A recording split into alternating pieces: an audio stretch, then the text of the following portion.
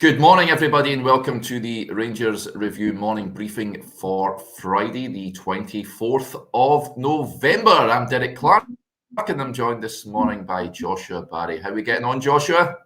Yeah, good, Derek. Busy week. Looking forward to the football being back, and obviously we've got our fantastic Black Friday offer today. So been busy sorting that out behind the scenes. Hopefully my voice holds up a little bit better than Wednesday when it was struggling, but yeah, on the mend. So yeah, hopefully that's the case. Well, you certainly sound a lot healthier in the throat department, which is a good sign. So that is good news, and of course, Rangers back in action. Just 2 more sleeps now until Rangers return to action. Not that we're counting on anything, so cannot wait for that. Lots to talk about today, folks. Before we do all that, just a quick word for our podcast sponsors, MPH Group. Of course, you all know their brilliant winter boiler promotion deal they have on at the moment. They also offer a 12-year parts and labour warranty, as well as offering flexible finance options. The all-important links are in the description below. Give them a call if you're thinking about changing your boiler this winter. You may also have noticed, of course, you'll have seen Black Friday deals all over the place. Well, here at the Rangers Review, we have a Black Friday deal of our own, which we've just launched today. It's on for a week, so not long, and you can see the little ticker below if you're watching us on Facebook and YouTube. It's £12, just £12 for an entire year's worth of content over on the website. We're practically giving it away. I think probably the best offer we've ever had, Joshua. £12 for an entire year, £1 a month if you break it down, which is amazing value for the content you're receiving on the website every single day covering Rangers. Thank you to each and every one of you, incidentally, for all our subscribers already. Yeah, I'm imagining a few more signing up today. Head over to rangersreview.co.uk/subscribe to sign up, folks. It's a cracking deal, Joshua. What can people expect if they sign up today on the Rangers Review site? Yeah, well, firstly, Derek, it's probably good. Obviously, we speak about subscriptions, but it's probably good to explain why we have that model. Aside from obviously keeping your big light on, which is in position today. Effectively, if people like the video, Derek, if people watch us every day, the best way to support us, the best way to quite literally keep the big light on and keep us doing these videos every single day in the weeks and months and hopefully years to come is by subscribing. A subscription model enables us to go away and do detailed work. It enables us to do, we've got content coming this weekend, an interview, Derek, with 𝐁𝐥𝐚𝐲's long-term assistant, Johan van Roomst, I believe it's pronounced. Johan worked with Philippe 𝐁𝐿𝐵 at every single one of his clubs. He also explains why he's not at Ibrox, but he's been with him at Bruges, at Beveren, at Genk, and in Monaco as well.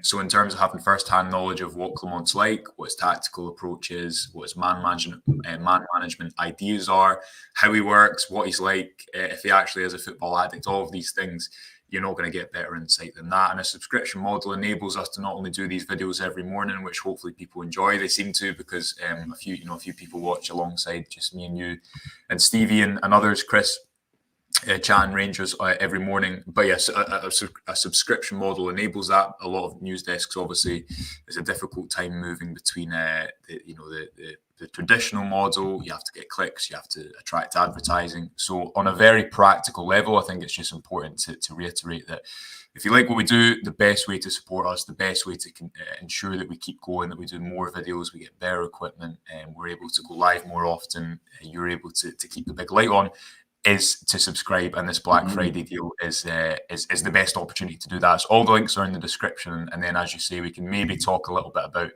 some of the content that people can expect on a week-to-week basis, what's there this week, and what we've got coming up over the next few months.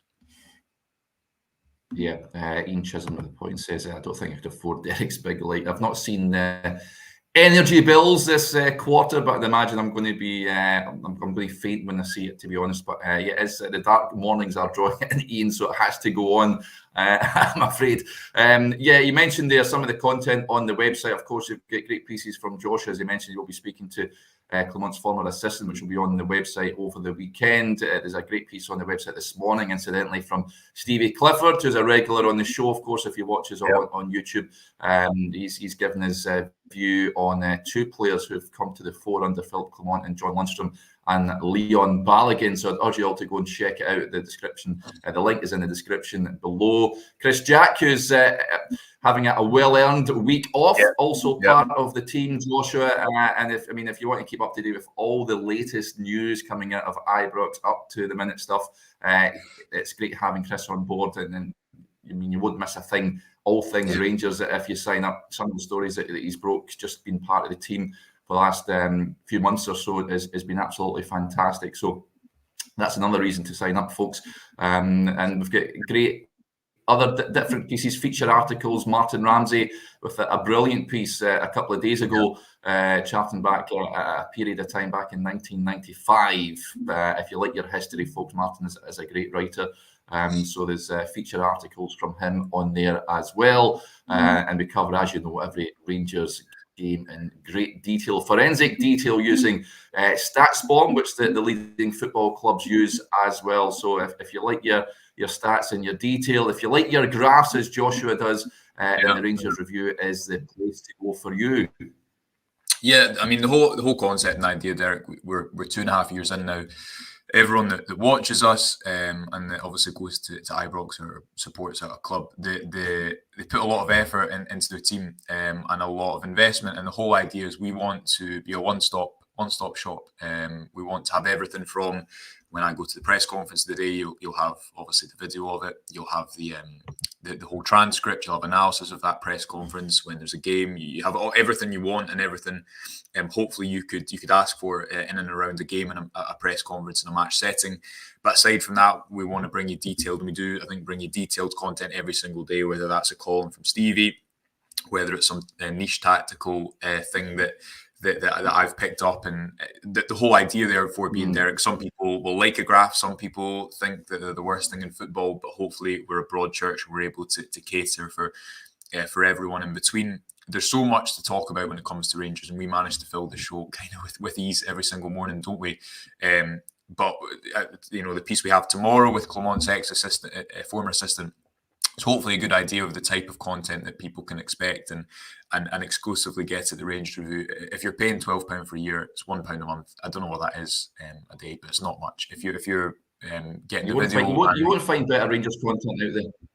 Yeah, and if you're getting the video and you're getting all the written content as well, hopefully it's enough to keep you busy. So I think that hopefully describes a little bit about why we employ that model, why it's so important, some of the content that you can expect. All the links are in the description, and then we can get back to actually talking about Rangers as we so enjoy doing. Yeah, absolutely. Aaron Powell with some kind words. Morning, Aaron. He says, I'm a subscriber, lads. Don't get much time to go onto the website, but I want to pay for this great content. This is the best Rangers podcast going. Well, thank you very much for the kind words, Aaron. Just a reminder then, folks, if you want to head over to rangersreview.co.uk/subscribe, our Black Friday offer, which is just launched today, £12 for an entire year. Right, let's talk Rangers. But before we do that, you could tell it was an international break. Me and Steve were talking about Christmas decorations yesterday, Joshua. Francis with the point here is she says, no Christmas decorations yet, Derek, you're falling behind. I actually do. There is sporadic Christmas decorations, not mainly in the front room, although I have just behind me here, I'll just show you on the screen. The wife went to Lidl the other day and bought a Triceratops with a Christmas, 3 Christmas trees on it. So nothing says Christmas quite like a dinosaur. Yeah, that's it. So, shall we please? Very telling. It's very telling that she saw a toy dinosaur and thought of you, but I like it.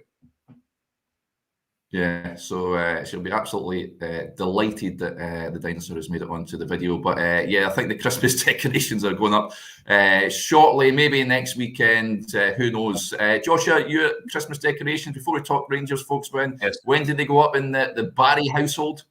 Yeah, probably not yet due to my disorganisation, Derek, but it's almost, what is it, Friday the 24th. So it's a month tomorrow. It sneaks up on you this time of year, isn't it?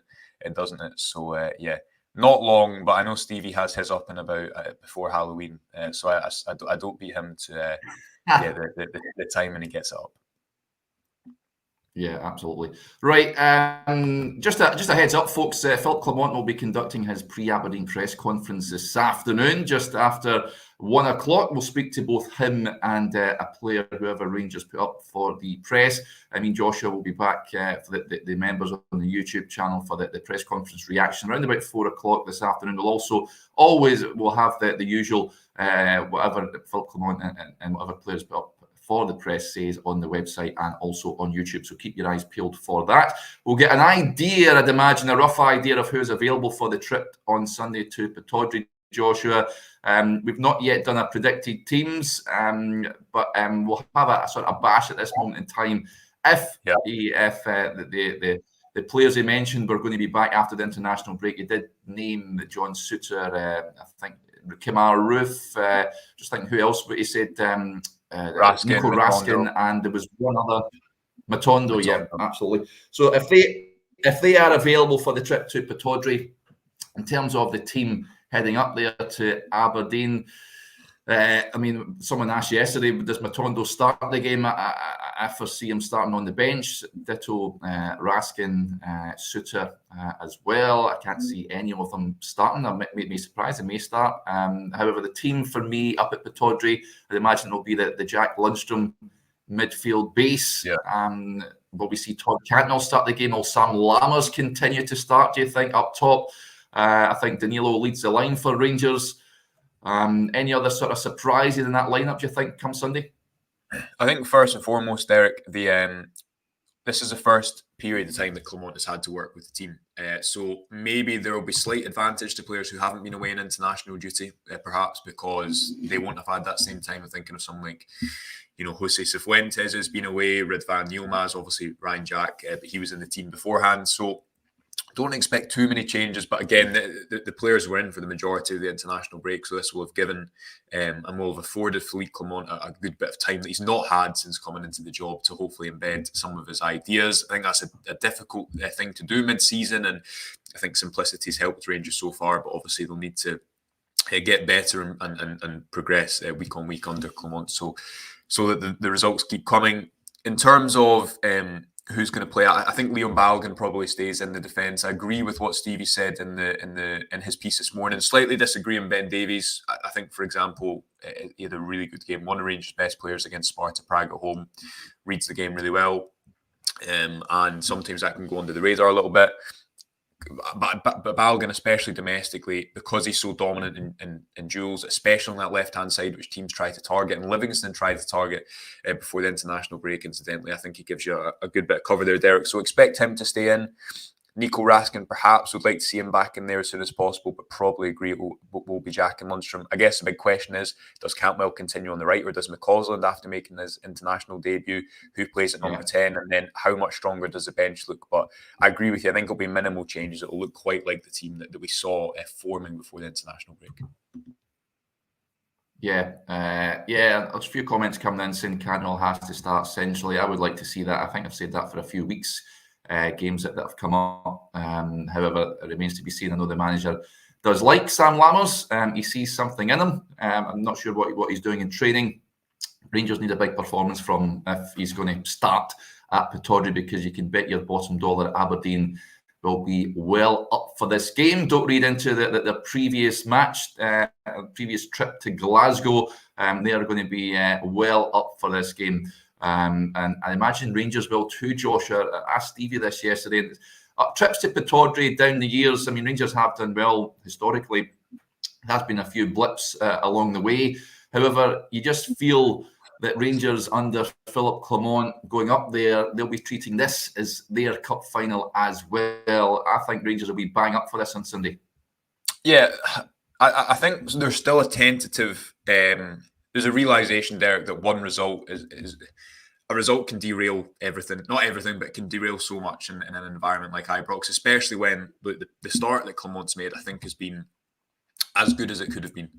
I think it's exceeded expectations, both in terms of maybe not so much the results, because it wasn't the most difficult run of fixtures, but if you look at that Hearts game at home, the injuries that he's had, the circumstances in which he's arrived. But obviously this group of players have also started well under the previous two managers. Now, I don't think the performances were as good under Van Bronckhorst, but the results were arriving.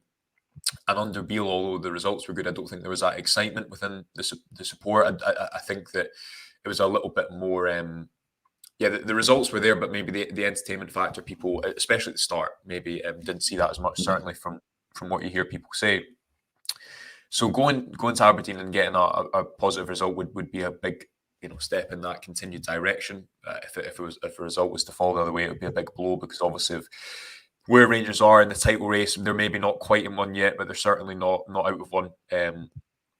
I think that one of the things that Clément's changed is he's made Rangers slightly more direct and slightly more effective in transition. If you think of the game, the first goal he scored against Livingston, I think of the game against Hearts at Hampden as well. We spoke about that quite a lot at the time. Aberdeen, presumably, they might play in a back five, but they might try to be quite aggressive in it. You think back to the game, the 2-0 game that Rangers lost at the start of this year, and they actually had a really good first half. They had a lot of opportunities, conceded a freak goal, and then kind of lost the battle a bit. I think that kind of narrative of winning the battle in these types of games is always overblown a little bit. I think if you play the better football, you create the better chances, you're going to win. But there's no doubt that it's a huge game, probably the biggest test of his time so far. And this is going to be a deciding 12 games, as you and Stevie spoke about yesterday. Go away to Parkhead, go away to Pittodrie. When you come back after international break, you go away to Easter Road. You've got Tynecastle, you've got a League Cup final. But there's a great opportunity. There's a potential for things to fall apart, but there's a great opportunity as well. And I think people will be looking forward with more optimism than they were before. Yeah, absolutely. Lots of comments coming in. Let's get to a few of them. Just on Lammers, Chris with the point here, he says Clément's favourite type of ability is availability, hence why we see so much of Lammers, I reckon. Yeah, well, he hasn't been injured, so not all of it. Just on Lammers as well, JB McKean says Lammers just needs to stop trying too hard. He works non-stop, plays for the jersey. Get off his back like Philippe. I see a good player. So he's backing Lammers to come good. Denzel gets in touch. Morning, Denzel. Cantwell in the centre with Lundstrom and Lawrence. Plenty invention plus a bit of grit. Maybe see Tom Lawrence start. We did see him start against Livingston. Of course, Joshua, I think you would fancy a trip to Pittodrie. It's good. Good having him back available again. I would have no qualms about pitching him in on Sunday. Yeah, no, neither would I, and it is good to have that. I think that depth in the squad. You see what he brings. I think he's a player who gives you a bit of a different option in that number 10 position, because he's going to play passes over distance. He's got vision. He'll try things. That extends, I think, to what people see, which is his long shots. And obviously, a lot of people, yourself included, have an automatic bias towards any player who will take a shot from range. But on a serious note about that, it's important to have different types of profiles in a squad. I think the question is, will Clément continue with two wingers, which McCausland is? Will he continue with Cantwell in that position? Because he's had the international break to work with him. So you'd think theoretically, okay, if maybe it was to do with a couple of things that Cantwell wasn't doing and Lammers was doing, then the international break would give you some time to flesh that out. Conversely, we've heard Cantwell say that Clément thinks he can play on the right. We wrote about it at the international break. I don't think that domestically it's always going to get the best out of him. I just think naturally, if you could put Cantwell on a football pitch and say, go and pick the ball up where you want, as he did under Beale quite a lot, go and assume the positions that you're most comfortable in, I think more naturally drive to the left-hand side and the right-hand side. It's the same with Rabbi Matondo, Derek, in the piece I did about him over the international break. I think it's sometimes the simple things like, for example, if you're Matondo and you want to retain the ball on the wing, he's got so much pace that on the right, sometimes he can still break beyond his fullback. But if he wants to kind of keep the ball and protect the ball, it's just the kind of, he's playing on his wrong side for cutting inside and retaining possession. So then naturally, I think it limits his options. Instead of being able to go in two directions, he can kind of only go in one. So remains to be seen where Clément wants to pitch Matondo in, for example, when he comes back into the team. I think Sima on the left, that's his role at the moment. I don't think he's done enough to keep it, and certainly not done enough to lose it. But again, having that depth, if you've got Matondo to come off the bench, if Raskin isn't far away, if you've got Lawrence, makes things look a whole lot stronger. But I think it'll be really revealing who starts on the right-hand side and who starts at number 10. I think Lammers will stay in there just because Clément's kept him there so far. And we've spoken in the past about maybe some of the intangible things he likes about him as a player. Danilo has to lead the line. I don't think there's any question about that. And the right's a really interesting one because McCausland gives you that natural width on the right, but Cantwell, I still think he's one of, if not Rangers' best player. Maybe Clement will have used this international break to rethink things slightly. He literally had no time in the training pitch before managing all those 6 games. So maybe with 2 weeks he will have. I think it will be a very revealing lineup to see what he's going to do, certainly heading into the winter break at the start of January. Yeah, crucial 12 games coming up for Rangers. Let's get to a few of the comments coming in. Aldo, safe travels, buddy, says, morning team, I head back to Glasgow tomorrow from the Philippines. Yeah, that's quite a change in temperature, Aldo, so make sure you're wrapped up, buddy. And good for Willie B, he says, hi all, first time catching the show live. Well, that's fantastic. Welcome along, Willie. Thank you very much for tuning in. This question that I'll pose to your good self, Joshua, just on those said games that are approaching, do you think we're in a good place if we get to the winter break with the gap being the same as it is now? 8 points it is now. Rangers have that game in hand, so I'd imagine you mean 5 points. If it's 5 points, Rangers are in a title race, Joshua. If it's more than that, and I think it's after the winter break, Rangers go to Easter Road, if I'm not mistaken. That's the first game back. Yeah. So if we're at this stage, if we're at the same stage as we are now, I would take that. To be honest, I think I would be satisfied. I would like it to be reduced, as would think everyone on this program tuning in. However, if it's the same points as we are now, would you take that at this moment in time?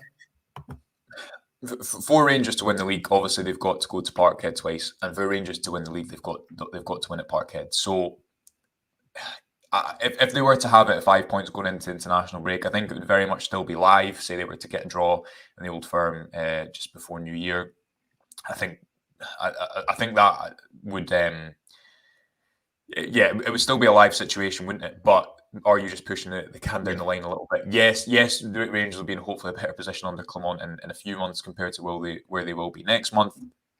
But this is why this next 12 games is so big, Derek, because again, the squad have started well under previous managers before, and I thought Stevie's column kind of summed it up pretty well, talking about John Lundstrom, who's I think been really good under Philippe Clement. But Stevie was effectively saying, is it time for a new contract? We'll wait and see what happens over the next number of months, because there was not dissimilar conversations happening about certain players this time last year. So it's such a big 12 games. If Clement was to come out of this 12 games and this squad was to come out of this 12 games with positive results, and listen, you'd say that the squad is starting to look a lot healthier, which certainly will help things. The bench can change games. Hopefully there's the option to change your starting 11 more when we go to 2-game weeks, which we'll have very consistently up till Christmas. Then they'll put themselves in a good position. Aberdeen, as you remember, under Michael Beale last year, I think that really helped him at the start because they won late on and it kind of set the tone. In the same way, I think that home win Rangers enjoyed against Hearts recently could be a little bit of and has been a little bit of a catalyst for Philippe Clement so far. They've got the advantage of the fact that European qualification now looks likely. And they've got a cup which can hopefully offer them some momentum as well. But I still think quite a lot remains unknown just because of the last 2 years. The past 2 managers have started pretty well. We've only seen 6 games. I think we'll know a lot more after we've seen 18, which will be effectively when we go into the winter break at the start of January. Yeah, and that's what Rangers have got a League Cup in the trophy cabinet and have qualified for the knockout stages in the Europa League as well. I'm looking forward to this next rung of games. I've got to admit, as a congested fixture list, it will be demanding for the full squad. But listen, I think after the international break, we're just itching to watch Rangers again, aren't we? This comment coming in, thank you very much, buddy. He says, well done, guys. Keep up the good work. I'd recommend subscribing to any Rangers fan. Great content every day on tap. Fantastic stuff. Thank you very much for the kind comment, buddy. There's a point come in as well, just touching on Stevie's article, Joshua. You mentioned John Lundstrom, Leon Balogun, of course, that we mentioned. I could see him starting at Pittodrie as he's one of a number of players. He does also name check Scott Wright, Abdallah Sima, who was performing well prior to Clement's arrival, it's fair to say. But Balogun, for me, is the one. Don't think anyone would have envisaged him coming in at Dens Park when he did, and looked like he'd never been away. And Stevie's point in his article, which says that 𝐁𝐥𝐤 𝐅𝐫𝐢𝐝 looks more comfortable alongside Leon. Is that a fair comment, do you think? As I said before, Derek, I think Davies is a great example of a player who he's not convinced the Rangers support, and I don't think not convinced them fully, maybe as convinced aspects, and I don't think when a game is really physical, it always suits him, because he said himself, I think he plays his best football next to a more dominant centre back. I don't think he's quite as strong in the air as some of his other competitors around there. But equally, when he has a good game, like he had, I think, a really good game against Sparta Prague, it goes on, it kind of just as an afterthought. So I think there is a tendency when a popular player plays well that it becomes a conversation more at the forefront. Rangers don't have a clear first choice in the left-sided defence, I don't think. Leon Balogun isn't going to be able to play every single game. He wasn't 2 years ago. He's not going to be able to now. So what they're doing and what they've done is they've got three pretty different profiles in there. Balogun and Suter are both players who will carry the ball forward. Suter maybe in slightly different ways. Davies is going to pass the ball forward. They're different in the way that they defend as well. And I think that is the best case solution up until the end of the season. As 𝐁𝐤𝐤 has spoken about so far, it's kind of consistently solving this puzzle game to game. They don't have a player like Goldson on the right who they're just comfortable pitching in every single game, because Suter, again, he's someone who I think has a lot of qualities. I think he's made more mistakes than Davies has in his Rangers career, leading to goals probably. If you're honest, I think he's not quite been able to make that left-sided centre-back slot his own either. So I think the best case solution is you kind of chop and change a bit. With players who are maybe in form, with players who are suited to certain environments. And I definitely think, I agree with Stevie, I think going to Aberdeen at the weekend, Leon Balogun is probably who you want in there, help you out at set pieces, kind of negate against the fact that the opponents will try and maybe target that left-hand side of Barisic and Davies in the air if Balogun isn't there, and he's in form, so it makes sense to try and keep that back four together as much as possible for the moment. But I think we'll have this conversation about different defenders throughout the course of the season. He'll suit this game, he'll suit this game, and I just think that's the state of that, the defence and where it is at present. Would you like to see a left-sided centre-back coming in January? I was surprised Rangers never strengthened in that area of the pitch in the summer. I know they were after a couple of players, never quite materialised in the end.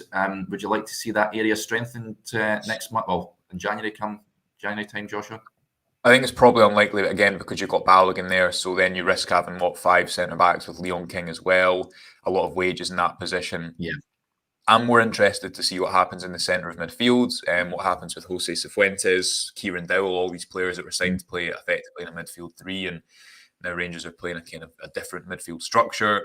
I think there's, again, questions to be asked about what happens on the right-hand side. Is 𝐁𝐥𝐤 going to be your number 10 moving forwards? What happens at the left back? I think there's probably more pressing questions than the left side of defence, but I do agree, although 𝐁𝐤𝐤 started well, although there's good players in this Rangers squad, in an article I did this week, Derek, I highlighted we spoke about it already in the podcast, but that kind of saying that a sporting director was mentioning, they're a good player. Yeah, they're a good player, but are they suited to this squad style? Rangers have chopped and changed managerial styles.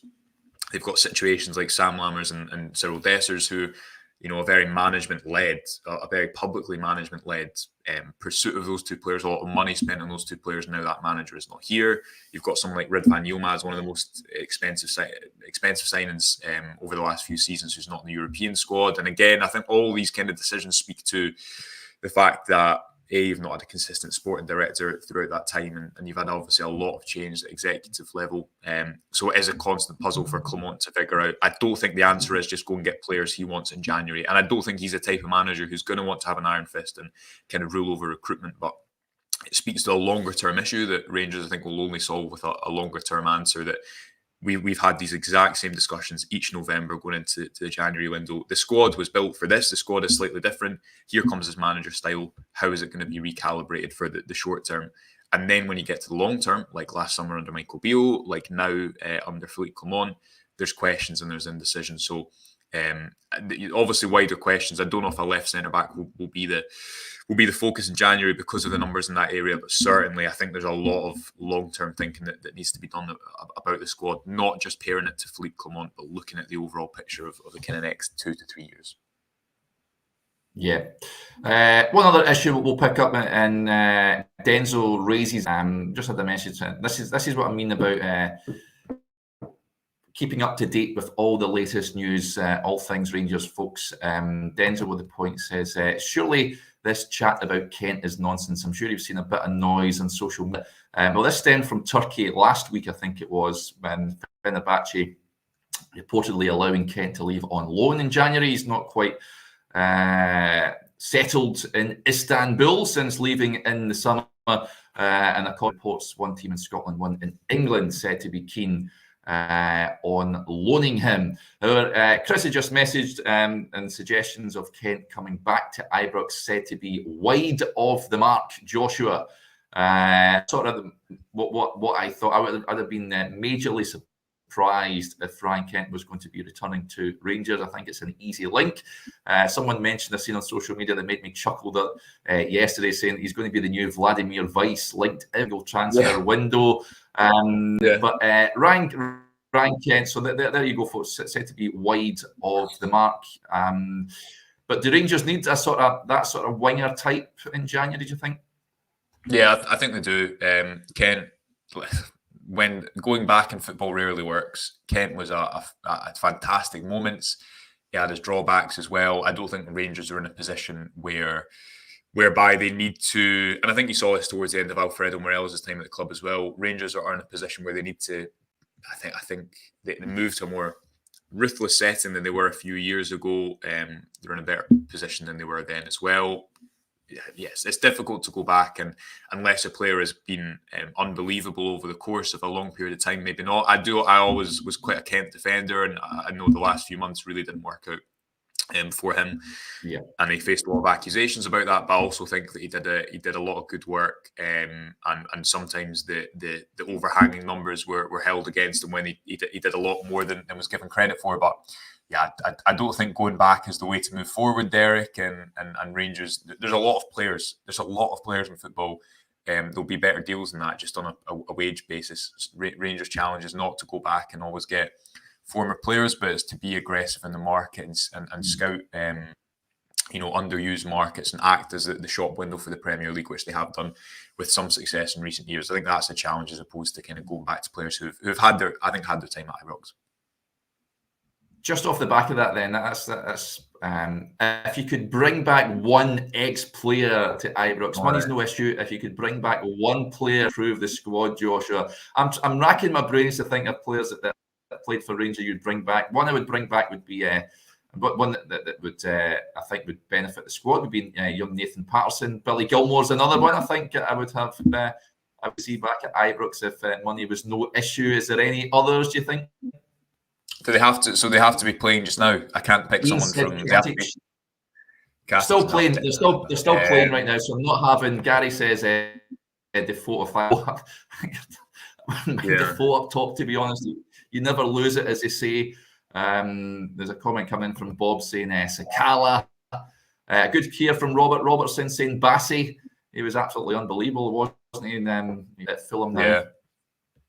Yeah. Derek, I think Billy Gilmore's a good shout. I think he's a type of football. He's one of my favourite players to watch. Ahmad's actually a great shout, Mark. That's open a can of worms. You loved, didn't you? I did love him, yeah. But Gilmore, I think, he's a type of player that I absolutely love watching, and I think he's a type of player that this squad lack, which is, and I spoke about it in the midfield piece this week, Derek. They lack someone who sets the tempo, creates openings, and just controls the game from the pitch. And Gilmore is, now a world-class player, I think, or playing right at the top of the Premier League, obviously doing so well for his country. So I'll steal your answer, but I think if you put him into this Rangers team, it would definitely improve it. Yeah, lots of suggestions coming in. So, there we go. Right, folks, that'll do us there. Just a reminder, the Black Friday offer is now live on the website. Just £12 for an entire year's worth of content. Head over to rangersreview.co.uk/subscribe to sign up. The link is also in the description below. So if you want to just click on that, I'll take you through, fill in your details. It takes 2 seconds, and that'll gain you all the articles on the website. And a heads up as well for the YouTube members, me and Joshua will be back a little later on, around about 4 o'clock, divulging everything that Philippe Clement had to say. And keep your eyes peeled. And not only is there lots on there just now, we'll have our predicted teams on there. We'll have everything that the manager and said player has to say also. So plenty to come your way as Rangers get close to returning to action. Thanks to interacting with the show as ever. Huge thanks to Joshua also, and we'll speak to you a little later on. Bye.